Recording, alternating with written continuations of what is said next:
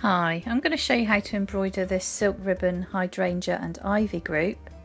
This is a box that I bought all broken down in a charity shop. I found some serviettes with a beautiful hydrangea pattern on. I've decoupaged the box and now I wish to sew a beautiful piece of silk ribbon embroidery for the lid.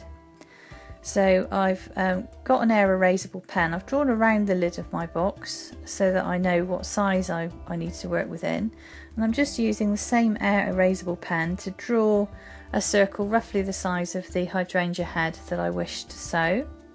And now I'm just running some 13mm pure silk white embroidery ribbon from craftyattic.com through my mini straighteners. And I've threaded it onto a chenille needle. It's important when you're doing silk ribbon embroidery to use a chenille needle because chenille needles have a nice sharp point at one end and a nice fat eye on the other. I've seen a few videos on YouTube where they tell you to use tapestry needles, which is madness because tapestry needles have blunt ends and you will wreck the silk as you try and do your ribbon stitches. So I'm just now doing these ribbon stitches. I'll describe one for you. So what I'm doing is I'm doing these little petals in groups of two. I'm starting about 10mm inside the circle and I'm coming out to about 10mm outside the circle. So in order to do a ribbon stitch, you need to pass the ribbon back down through itself, which is why you need a chenille needle. So just bring the ribbon up, flatten it out as much as you can, leave a little bit of puff there and pass the ribbon back through itself, and if you pull very gently the ends of the ribbon will curl into a point. So I'm just doing these little these little petals in groups of two, about 90° angle from each other. So I'm going to do these all the way around the edge of the circle, so I'm not going to make you watch that because that will be very dull. So I'm just going to crack on and do the rest of these here. So now I've done this first row, I've got some Promarker pens. They're Bluebell, Soft Lime and Orchid colours. They're permanent, so they won't bleed, won't fade. They won't bleed into your backing fabric, but they will bleed into each other, so they do their own blending just beautifully. So all you need to do is touch your pen to the ribbon, allow the ribbon to soak up the pigment and allow the ribbon to blend the colours for you. The only thing you must make sure you do if you want these colours to blend is to do them while they're still wet, which is why I'm only working on 3 or 4 petals at a time. If I did the whole circle in the soft lime and then did the next colour, they wouldn't blend properly. So now I've coloured the first row of petals, you can start to see what a beautiful colour they're going to be. I'm going to just start doing the whole flower heads now. Now hydrangea is a collection of smaller little flower heads that are 4 petals arranged at 90° from each other, and I'm going to do exactly the same stitches, so it's a puffed ribbon stitch.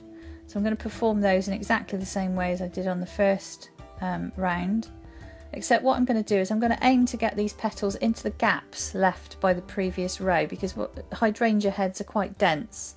You can't really see through them, so I want that same dense packing of the little flower heads in my finished work. So I'm going to make sure that I always try and aim these petals into the blank spaces of the previous row. So they're just doing my 4th ribbon stitch. I've got my the same colours again, so I'm using the soft lime in the centre, I'm using the orchid pen in the middle of the petal, and I'm using the bluebell pen just towards the ends of the tips. Hydrangeas come in different colours, so you can use any colour combination you want really. They come in pinks and blues, hydrangeas, so you can mix it up a bit. So I'm just colouring each flower as I go, because the next row of flowers will go over the top, and then I won't be able to colour the petals once they're underneath something. So I've got some little purple beads now. This was a necklace I bought in a charity shop and cut up. So I'm going to sew one of these little stone beads in the centre of every complete flower here. And I'm going to just continue now to do my second complete flower head. Again in exactly the same way, using the same stitch as a puffed ribbon stitch, and I'm aiming these petals into the blank spaces left by the previous row.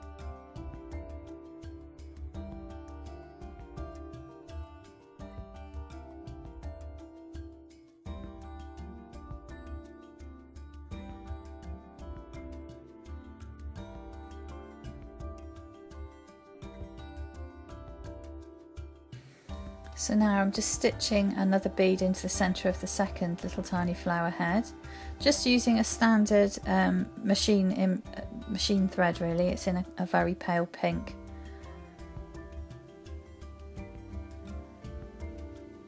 So I'm just going to continue now around in a circle in exactly the same way. You can see I've formed all of the little flower heads there, and I've tucked the petals as I've gone to cover the spaces in the previous row. I'm just going to continue now to do a second row of these complete flower heads in exactly the same way, still aiming the petals into the blank spaces or the gaps.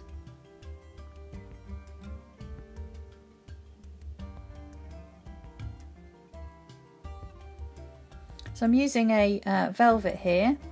You can do silk ribbon embroidery on pretty much anything. You must use 100% pure silk though, and it has to be fine silk ribbon. If you don't, you won't be able to do this because the ribbon won't pull through the fabric and it won't pull through itself. Pure silk of very high fine quality is the only thing that you can do this with. So you can get bundles from craftyattic.com. We sell all different sizes there. We do bundles for starters as well. So I'm just continuing in exactly the same fashion, just dyeing these little flower heads as I go. If you wish to use silk dye, you can. You can get the primary colours of silk dye if you're any good at mixing colours. Just mix them up on a palette and paint them on with a brush.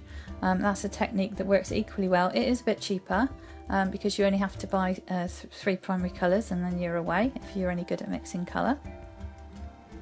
Then all you do is, if you need to set this dye at all, you can use a heat gun on it.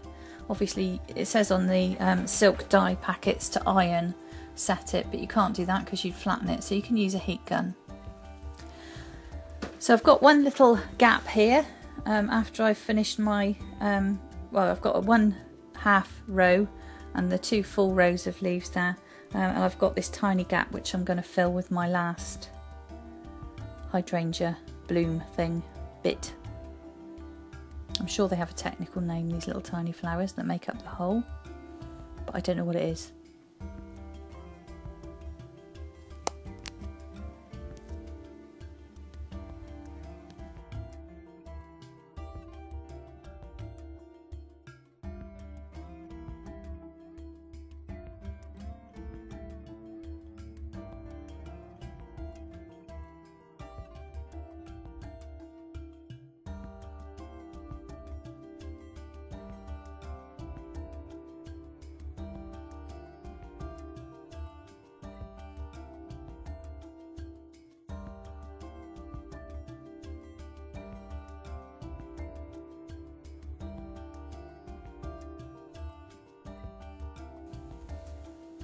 There I've got my last little flower head thing finished. I'm just going to then dye it in exactly the same way as I did the previous ones, and sew a little bead in as well. And that's the head of the hydrangea pretty much finished.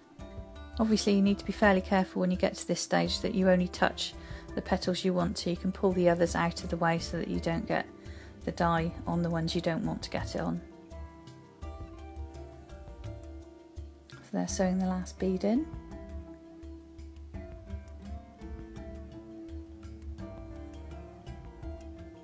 Well, there's my hydrangea head finished. I'm just going to use the air erasable pen here just to draw on the stem and the leaves so that I know where I'm going.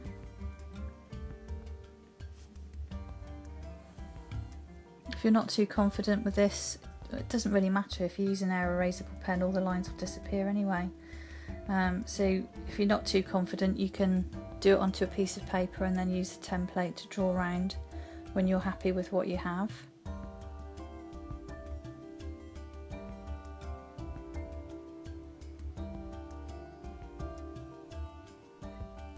So now I've got some 7mm. I'm just going to bring it up at the base of the stem and twist and twist and twist the 7mm silk ribbon until it forms the cylinder, a sort of stem shape. I'm then going to pass the ribbon back down through the fabric, and I'm just going to couch it down with just a standard machine thread. If you can find one with quite a high cotton content, use a mercerised cotton, something like that, rather than a polyester thread, as cottons and polyesters take up dye in different ways. So cotton is better because it's a natural fibre.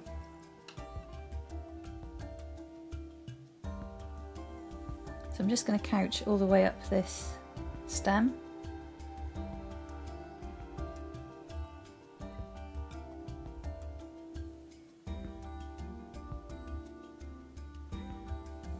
And now I'm going to do some little stems coming out from the main one to support the head of this hydrangea.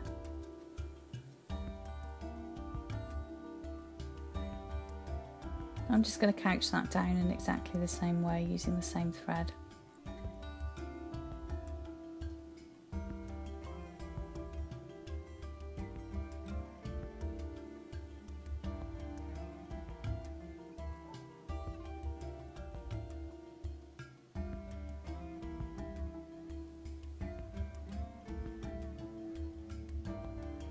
So now I'm finished the little stalks there.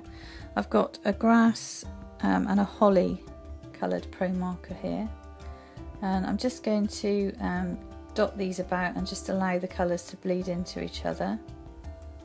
I'm being careful not to touch anything like the backing with these pens because they're quite dark and I don't want to stain the backing fabric. I also don't want to touch any of the previous work that I've done either, so I'm being quite careful. So again, just allowing the silk to suck the pigment from the pen and let the silk do all the blending work for you. So now I've got another length of 7mm that I'm preparing with my mini straighteners. You can use an iron if you don't have any mini straighteners. Mini straighteners are very handy though. You can just keep them on where you're doing your work and use them when you want to. So I've just brought this up at the stem end of the leaf. I've done one big stitch down. I've come up at the base of the leaf and I'm now going to do a herringbone leaf here.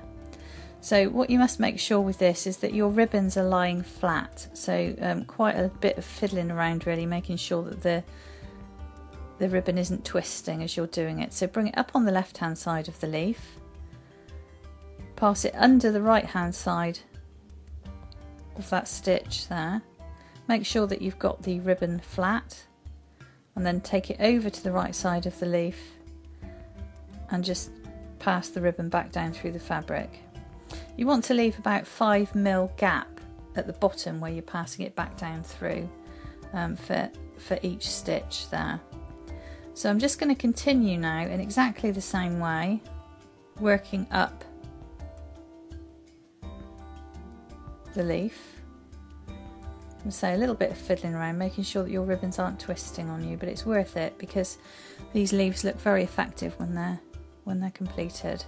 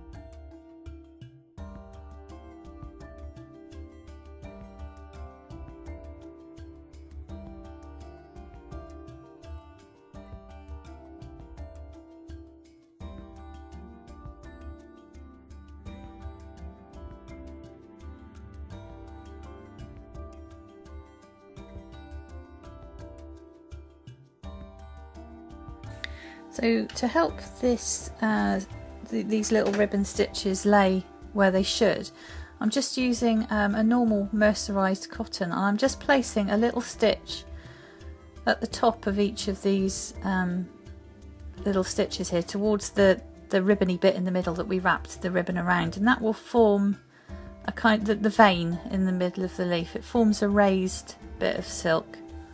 So it adds some dimension to the work, and it gives you a chance to just lay these ribbons exactly where you want them to be and to attach them there. Make sure they behave themselves. So all that's required is one stitch. If you want to, you can do the stitches at the edge of the ribbon just so you're doubly sure the ribbon's staying where you want it to be. So I'm just going to do that up and down both sides of the centre of this leaf.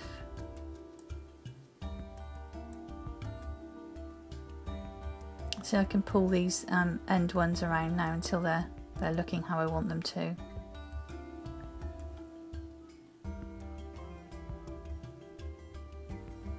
This one's got twisted over, so let's just sort that out.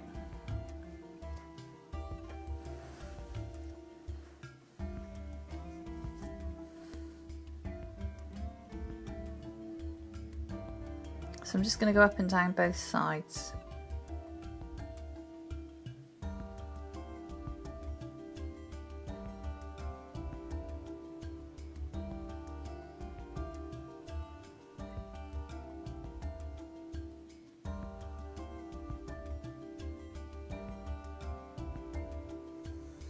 So now my leaf is finished. I've got grass, holly and green Promarkers.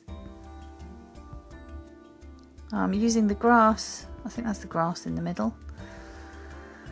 That's the green pen, and then holly's the darker one, which I'm just touching to the very tips of each of these ribbons. I'm just allowing the silk to do all the work, just let these colours blend together however they want to. It will take probably 2 or 3 minutes until they're fully blended, so just leave it alone when you first do it and just let it do its thing. You can fiddle around with it too much and you destroy the beautiful effects of the ink.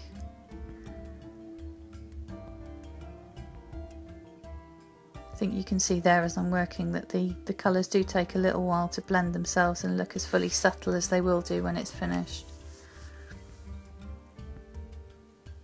So again, I'm working on only 3 or 4 ribbons at a time on each side because I want the pigment to be wet when I put the next colour on. I don't want any sharp edges, I want all the colours to blend into each other. So there's that one. I've done the other leaf while you're not looking. I'm just going to draw on now with my air erasable pen where I want my ivy to go. So I'm just being quite free about it, not worrying too much, filling in the gaps in this design so that it is a cohesive thing when it's finished. Just roughly marking where each little ivy leaf is going to go.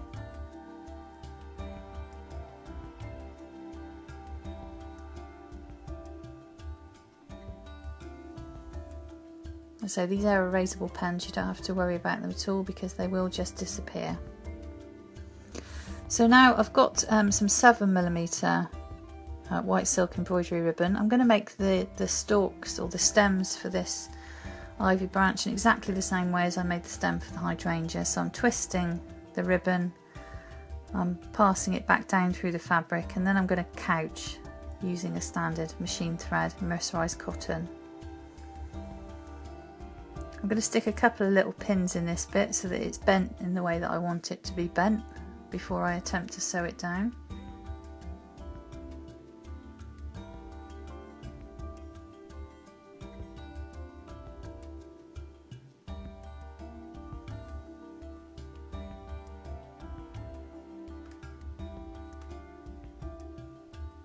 There we go. I'm just going to do all of the stems in exactly the same way as I've done that one.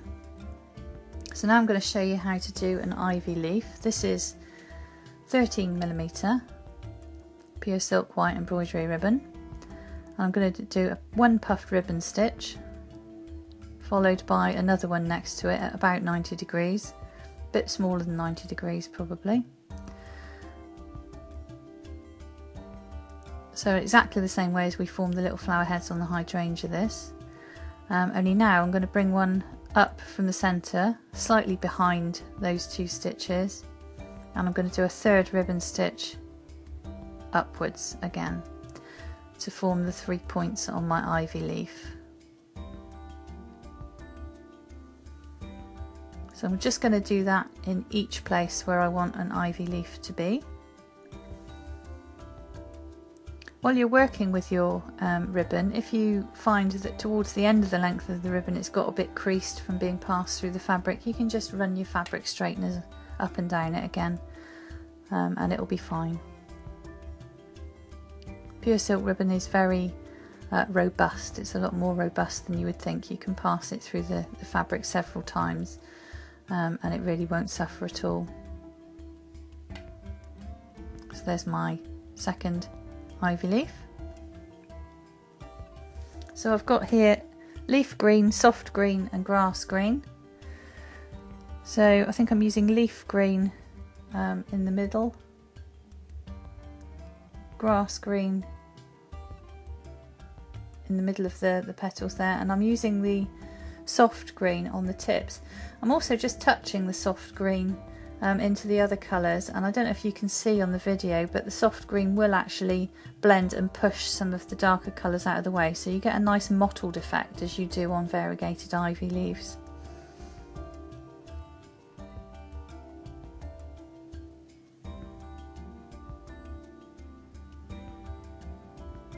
If you like the look of these pens, you can order them through the website.